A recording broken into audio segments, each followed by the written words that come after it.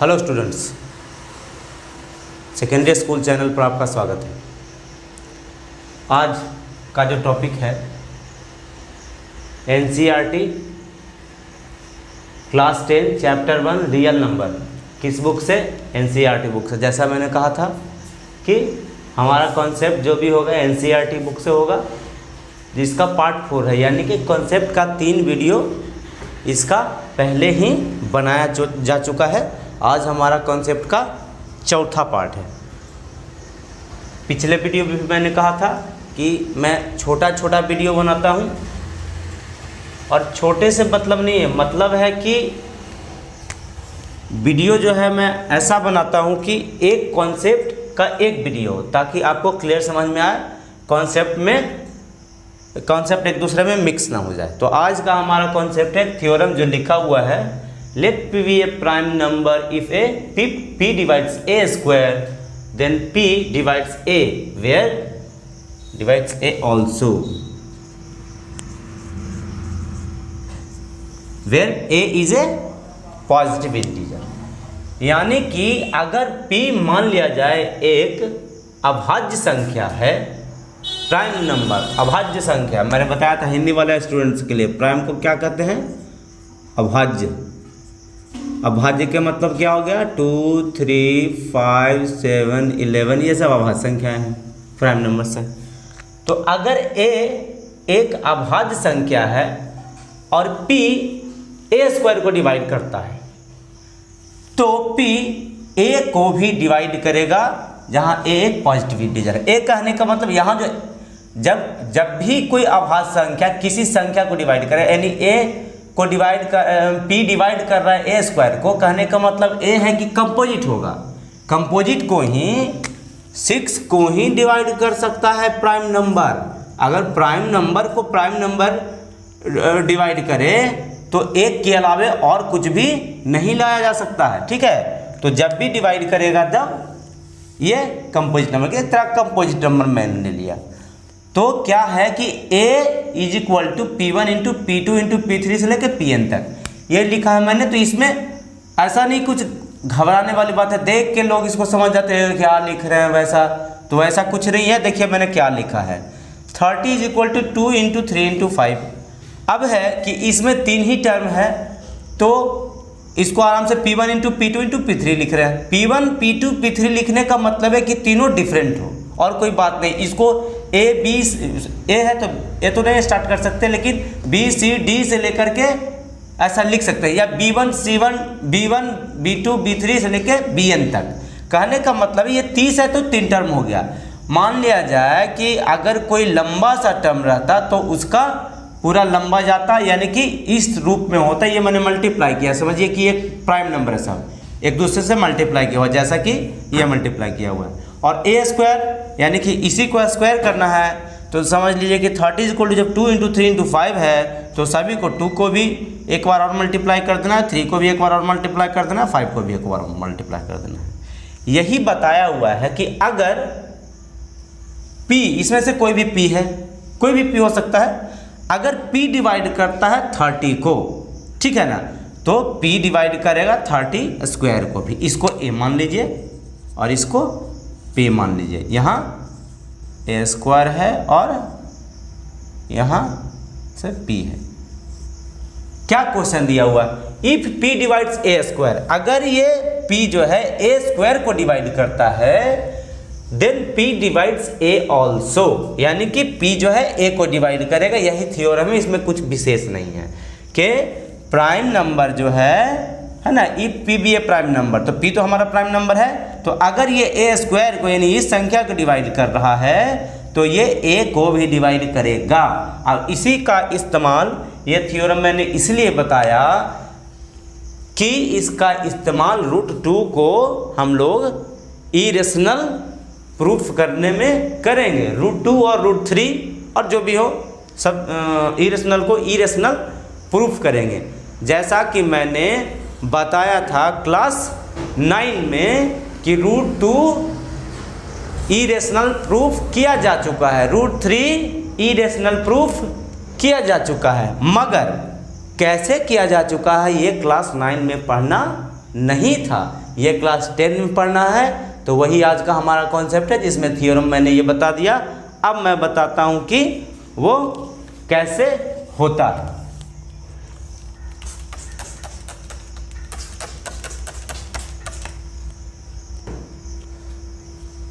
तब तक मैं बोर्ड मिटा रहा हूँ।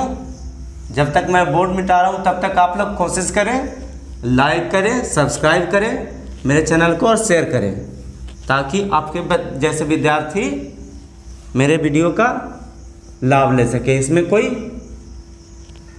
गुरु दक्षिणा नहीं देना है। गुरु दक्षिणा मेरा वही है, लाइक करें, सब्सक्राइब करें। ठीक है, तो चलिए आगे प्रूफ करना है कि √2 इरेशनल है। कैसे है, यही आज का हमारा मेन कॉन्सेप्ट है, क्योंकि ये बहुत इंपॉर्टेंट क्वेश्चन है। √2, √3, √5 ये तीनों में से कोई एक तो आपको आएगा ही आएगा, ये मान के चलिए मैट्रिक के एग्जाम में। तो प्रूफ करना है theorem √2 is irrational.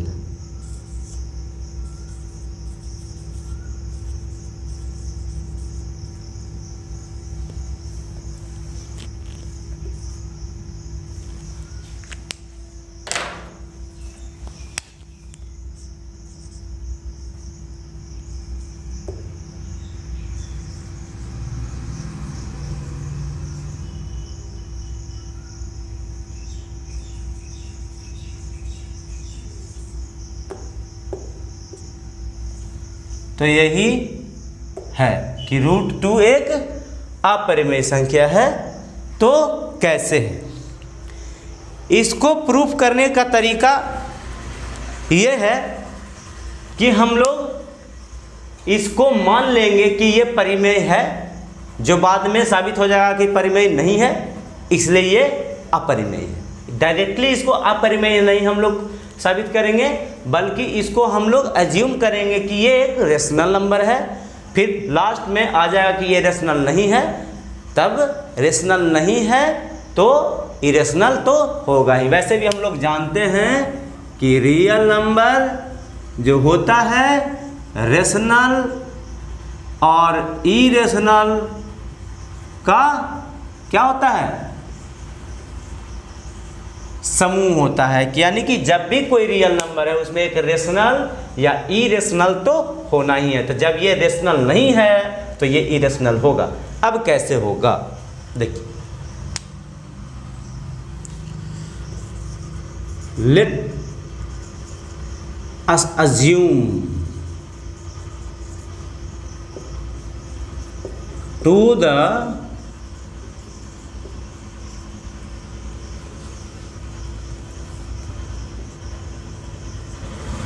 contrary that √2 is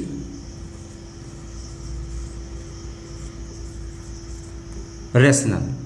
अब मैंने क्या किया कि इसके विपरीत हम लोग यह मान लेते हैं कि √2 एक रेशनल है। Let us assume to the contrary, मतलब विपरीत मान लेना किसी चीज को। तो मैंने इसके विपरीत मान लिया कि √2 एक रेशनल नंबर है। तो जब एक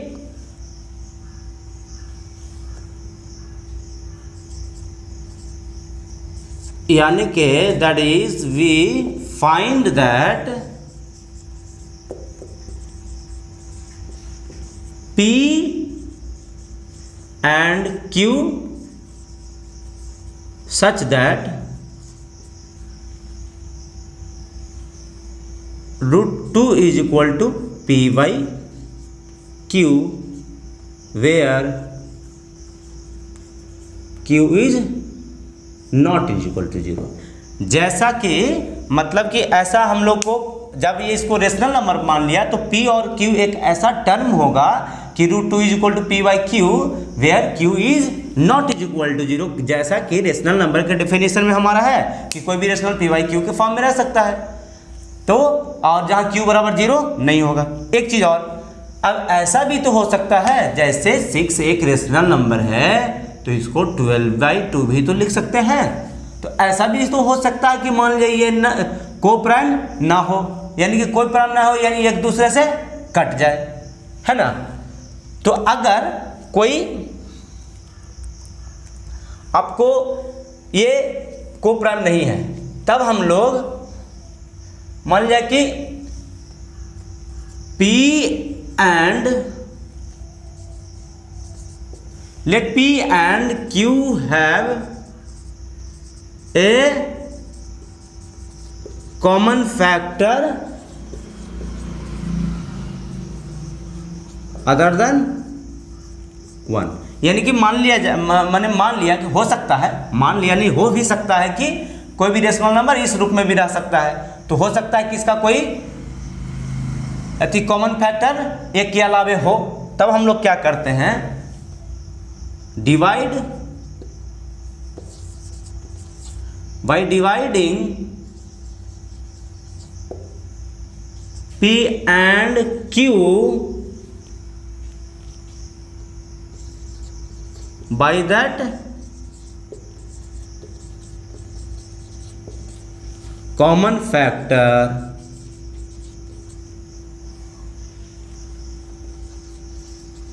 we get √2 is equal to a/b।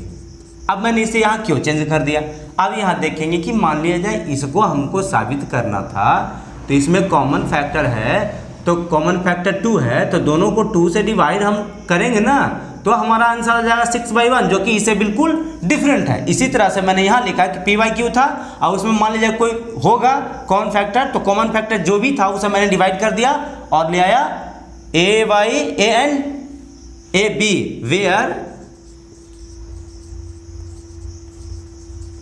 A and B are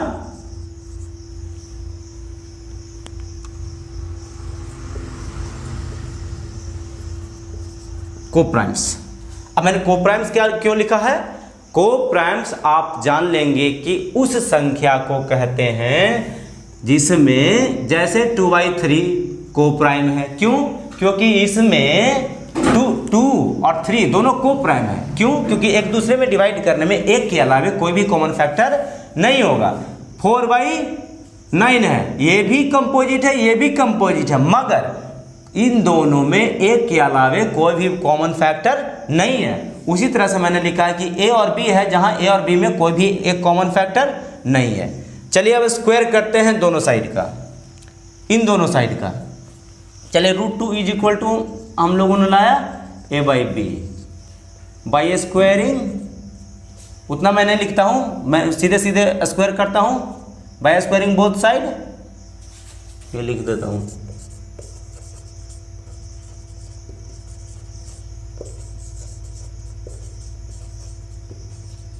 जब दोनों साइड को मैं स्क्वायर करूंगा तो 2 इज इक्वल टू A² और बाई B², यानी कि 2B² is equal to A²।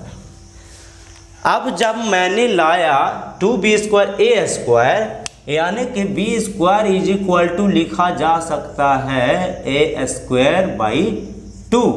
अब जो यहाँ है कि A² को 2 डिवाइड करता है, यानी कि A² इज डिविजिबल बाई 2। यहाँ मैं लिखता हूँ, ये हो गया इक्वेशन, यहाँ से नहीं, अब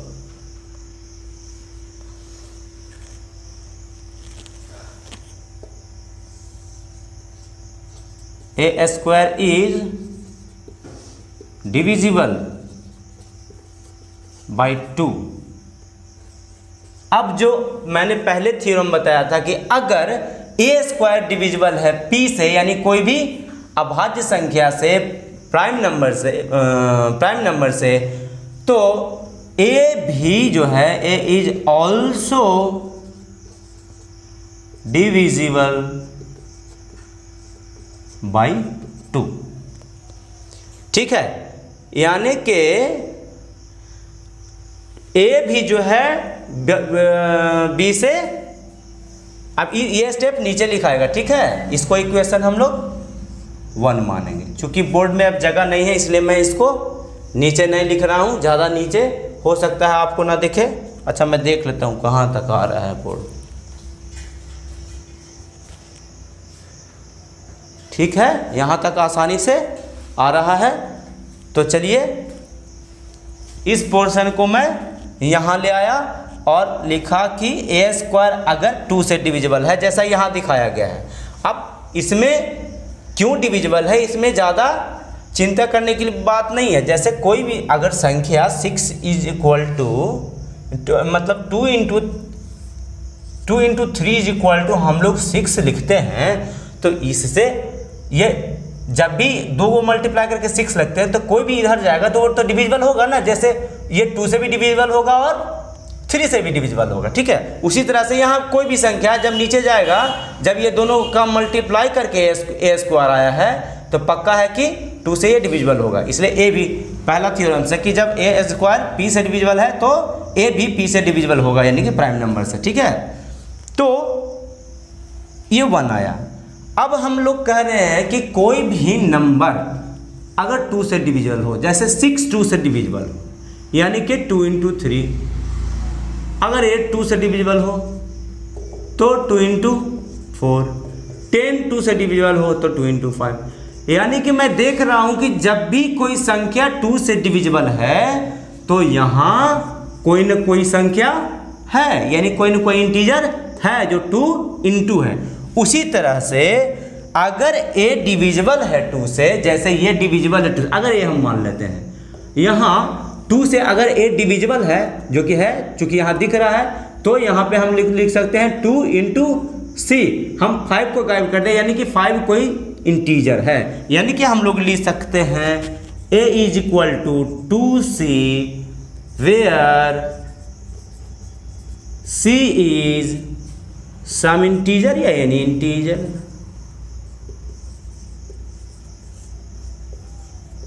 ठीक है, यानी कि a इज इक्वल टू हमारा 2c आ गया। अब क्या करते हैं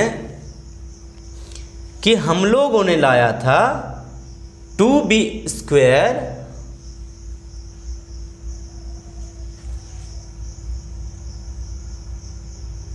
हम लोगों ने ये पोर्शन लाया था 2b square is equal to a square. ठीक है, अब क्या करते हैं कि a को सब्स्टिट्यूट कर देते हैं 2c से। ठीक है, क्योंकि a is equal to 2c हम लोग लिखे हैं। अब हम लोग लिख सकते हैं 2b square is equal to a की जगह पे 2c स्क्वायर है, क्योंकि हम लोग यहाँ पे क्या कर रहे हैं, बाई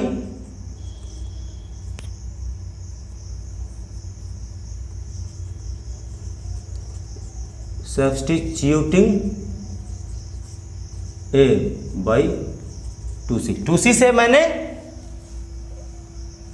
मतलब कि a को सब या a की जगह पे मैंने 2c रख दिया, जो कि मैंने यहाँ माना है। अब क्या होगा, अब क्या करते हैं हम लोग, ये जो पूरा पोर्शन है सबसे ऊपर होगा।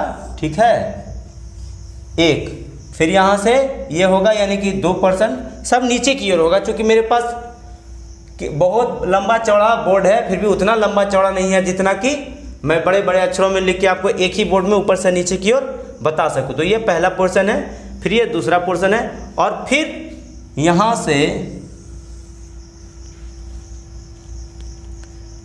ये पोर्शन जो है मैं यहाँ लेके आता हूँ। क्या लाया है, 2b square is equal to 2c square.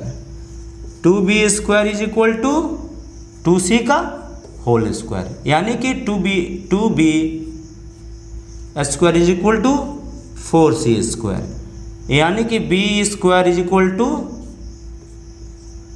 2c square, यानी कि b square by 2 is equal to c square.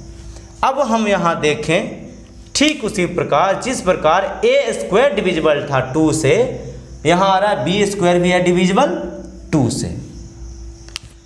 अब हम लोग लिख सकते हैं कि b स्क्वायर इज डिविजिबल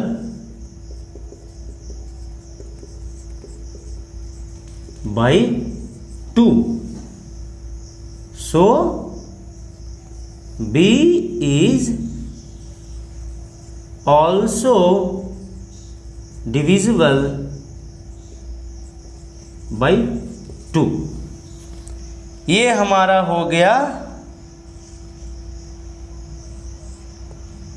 2। अब जो है इसी तरह से सेम यही बात है, जिस तरह से ए स्क्वायर जो 2 से डिविजिबल था उसी तरह से यहाँ बी स्क्वायर 2 से डिविजिबल है। तो जो पहला थ्योरम मैंने बताया था कि पी स्क्वायर अगर ए स्क्वायर अगर पी से डिविजिबल है यानी प्राइम नंबर से, तो ए भी होगा उसी तरह से, सेम इसी तरह से। अब इस पोर्शन पे और इस पोर्शन पे आप गौर करेंगे इक्वेशन 1 और 1 पे, यहीं पे छुपा हुआ है वो चीज़ जो हमें प्रूफ करना है। अब हम लोगों ने क्या किया था यहाँ पे कि P and Q have a common factor other than 1, एक के अलावा था। अब हम लोगों ने क्या किया था कि कॉमन फैक्टर से डिवाइड कर दिया था उसको। अब जब मैंने डिवाइड कर दिया था तो यहाँ A और B आया था जो को प्राइम है, यानी कि इन दोनों में कोई भी कॉमन फैक्टर एक के अलावा नहीं था। इसको इस तरह से भी लिख सकते हैं और इस तरह से भी लिख सकते हैं कि A and B है no common factor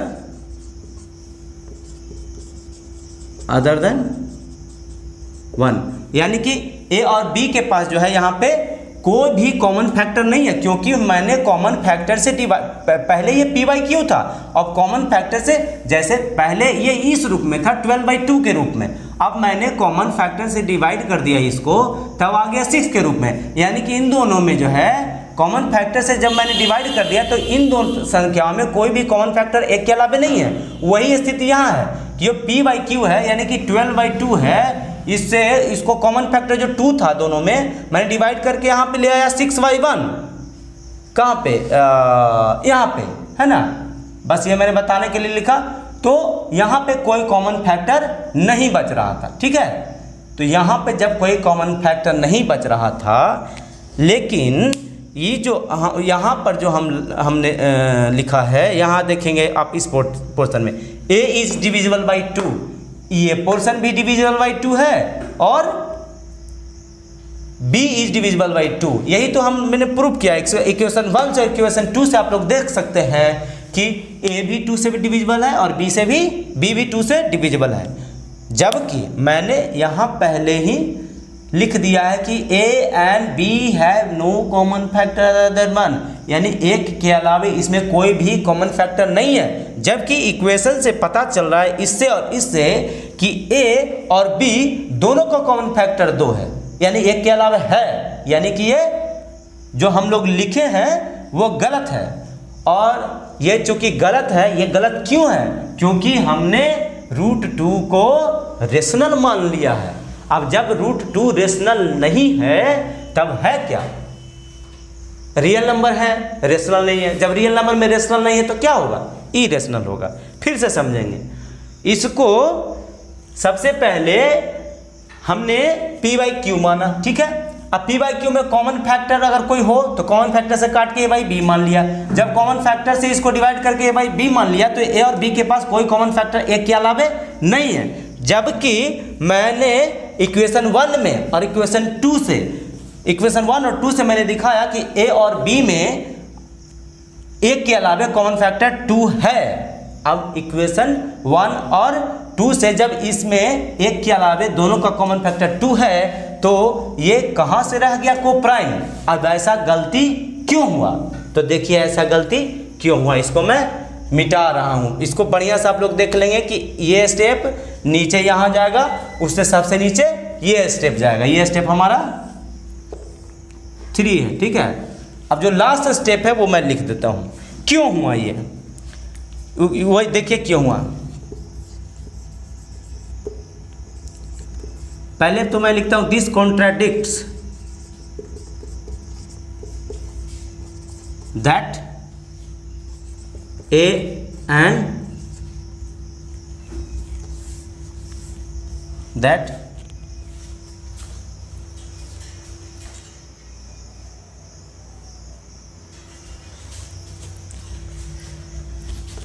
A and B have no common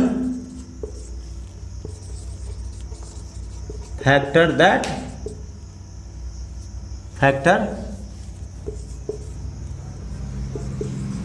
other than 1। यानी मैंने लिखा कि जब दो कॉमन फैक्टर है ए का भी बी का भी, तो ये तो गलत हो गया ना, ये गलत हो गया कि और बी का एक के अलावा कॉमन फैक्टर नहीं है, वो हुआ।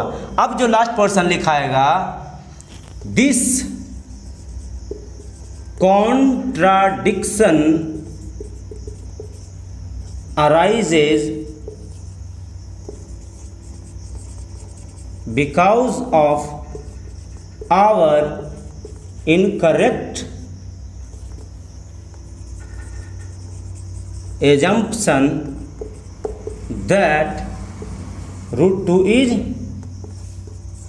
rational, so root 2 is irrational। ठीक है।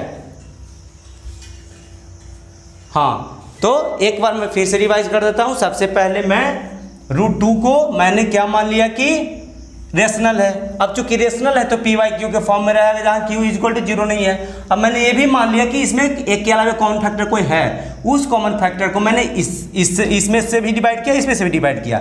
अब मैं ले आया root 2 is equal to divide करके ए बाई बी, जहां मैंने लिखा कि इन दोनों में एक के अलावा कोई कॉमन फैक्टर नहीं है, यानी ये दोनों को प्राइम है। जब ये दोनों को प्राइम है, मैंने यहाँ प्रूव कर दिया कि ए के पास भी एक प्राइम नंबर जिससे ये डिवाइड हो सकता है, ए 2 से डिविजिबल है। यहाँ मैंने प्रूव कर दिया कि बी भी 2 से डिविजिबल है। अब जब ए बी दोनों 2 से डिविजिबल है तो ये बात गलत लिखा हुआ है कि ये क्या है, इसके पास कॉमन फैक्टर एक के अलावा नहीं है।